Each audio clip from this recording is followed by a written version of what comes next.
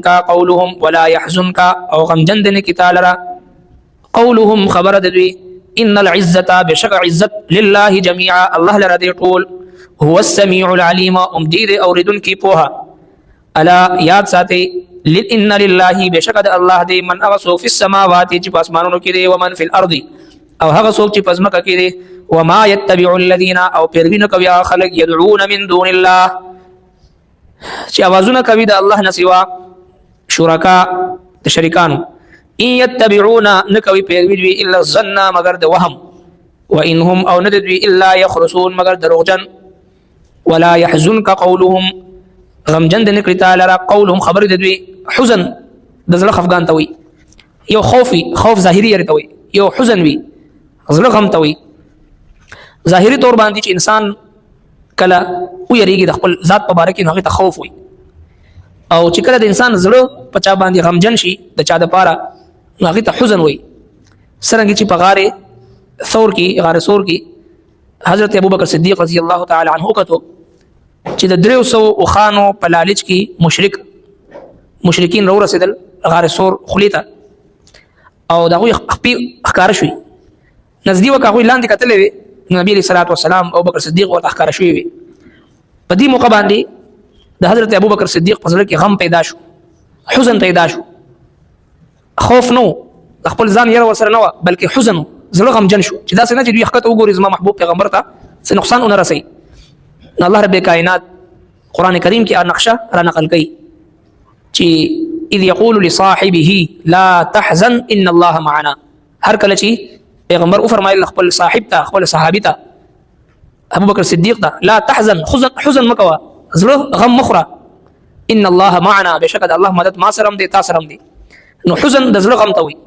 لہذا الله تبارک وتعالى فرمایي چې ولا يحزنك قولهم د دې مشرکین دا ویناګانی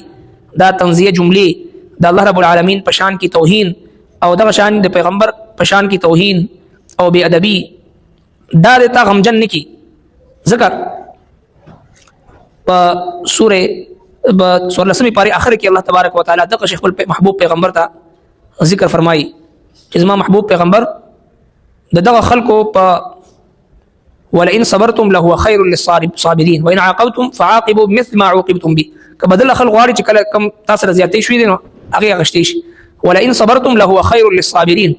کله صبر وکړو صبر دې غوړه دې صبر کوونکو لپاره واصبر وما صبرك الا بالله صبر کوا د صبر عوض او بدله په الله تبارک وتعالى باندې دي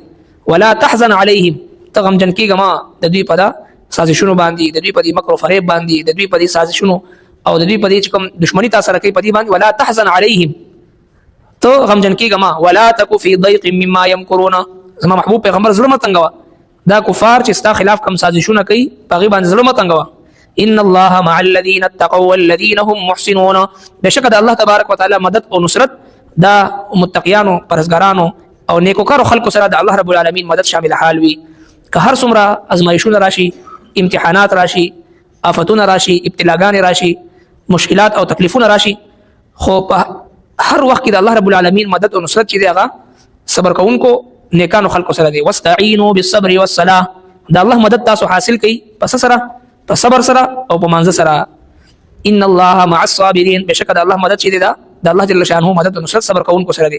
نو دې ځکه الله تبارک وتعالى خپل محبوب پیغمبر ته تسلی ورکړي ولا يحزنك قولهم غمجن دې نکړي تعالی خبر دوی ان العزه لله جميعا بشک عزت الله لره لله العزه ولرسوله وللمؤمنين ولكن المنافقين لا يفقهون عزت الله دي وللمؤمنين او د مؤمنانو دي هغه وخت چې کوم قران نازل دي مؤمنین صحابه کرام او قیامت پورې د صحابه کرامو پیروکار دي صحابه کرام سره محبت ساتون کی عقیدت ساتون کی دا وي په نقش قدم باندې تلون کی خلق دي نو لله العزه ولرسوله وللمؤمنين دا درې طبقه عزت والا دي چې کله د دې ډلې نه بهر شي نو هغه به عزت ولا نه دي هغه ذلت ولا دي که هر څومره د دنیا ظاهري اسباب ورسره خو عزت الله تبارک وتعالى د پر خاص ان العزه لله جميعا بشک عزت الله لره هو السميع العليم او دي